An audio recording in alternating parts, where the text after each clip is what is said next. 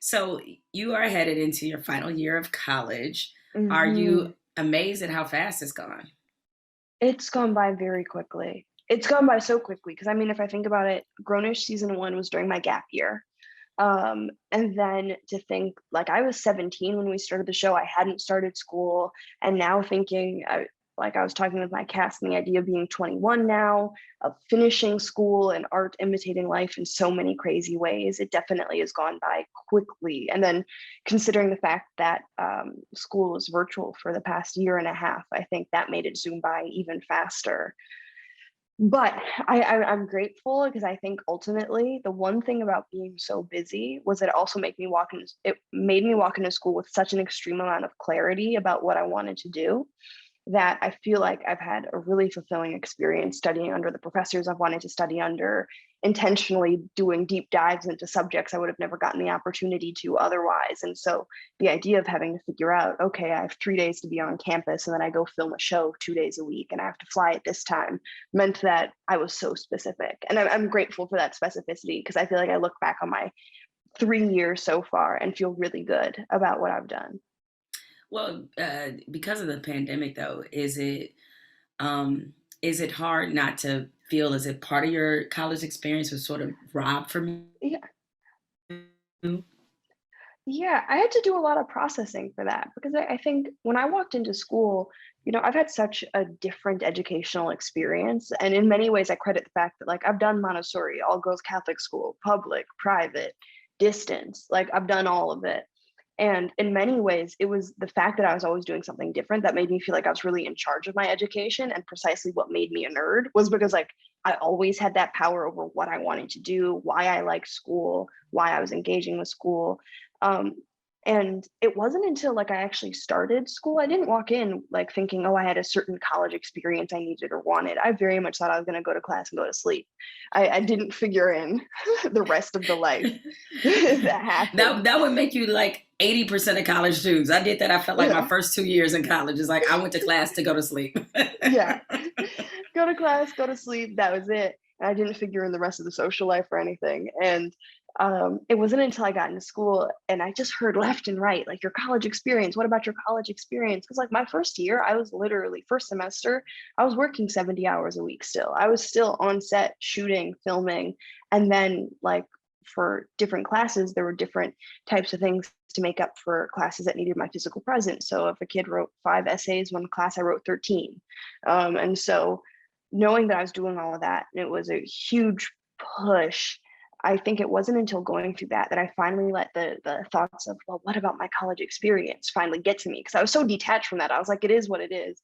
And then I finally succumbed to it. And I think maybe in the past 2 months, I finally come out of that because I think the double whammy of having balanced work and school and then gone into the COVID years of school made me feel like, well, what has my college time been?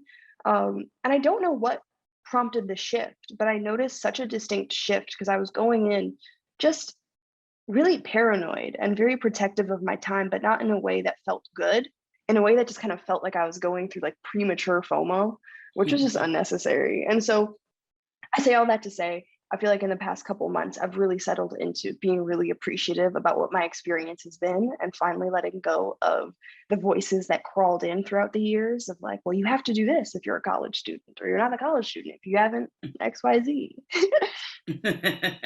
And I should also mention to people listening who don't know is that you're having this college experience at Harvard. Yeah. So that's the other component of this Hmm. as well. But even though I know you love your work and Hmm. obviously the show has given you a lot of opportunities, but was there part of you as you were going through those first couple of years and working 70 hours a week and also going to school? Not that that's not atypical for, I mean, there are other college students that have to do that Hmm. to put themselves through Got school. balanced jobs, all Yeah, sorts of balance stuff. jobs, that's part of the experience too. But was there a part of you that wished that you could just go to school? Yeah, I mean, I think I'm such a nerd that I think the one solace is that I know I'm going to be that person that's a lifelong learner in a classroom at 80. And at the same time, yeah, I did have to move through. Like basically, what we did was that I'd have one crazy semester, and then one semester was just more protected time, more focused on just being in school. But I did go through that kind of range of emotions of being like, oh wow, I'm putting in a lot of work. And I mean, for people that don't know how school works on set, before I got to college, even high school was a grind. Like I was in all AP classes in school setups. People don't know much about how school works on set, but like you're schooling for max 3 hours, and they do it in 20-minute blocks.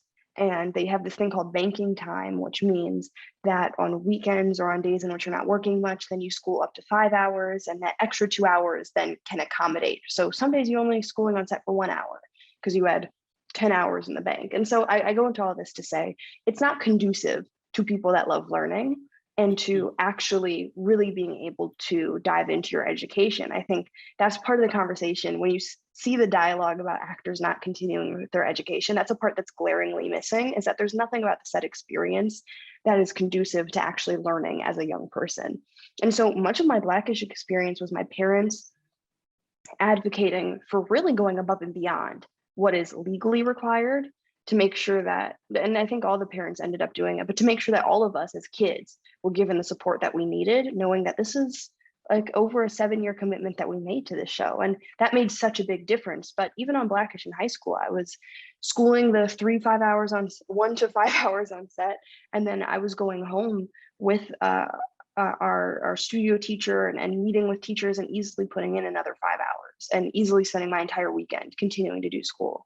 And so the only reason that was possible was because I genuinely love school, and I'm glad I did it.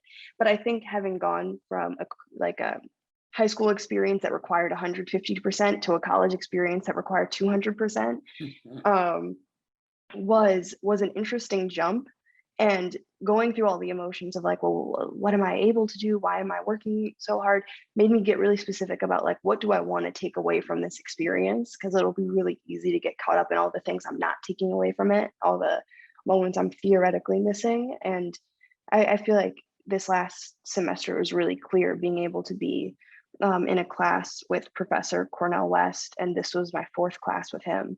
And this one was one-on-one, and him and I discussing media, art, and the role of Black folks in film, and so much more. And there was stuff like that where I was like, wow, just taking a step back to look at how surreal that was. I was like, if nothing else happened in college for me, the fact that this happened is more than enough.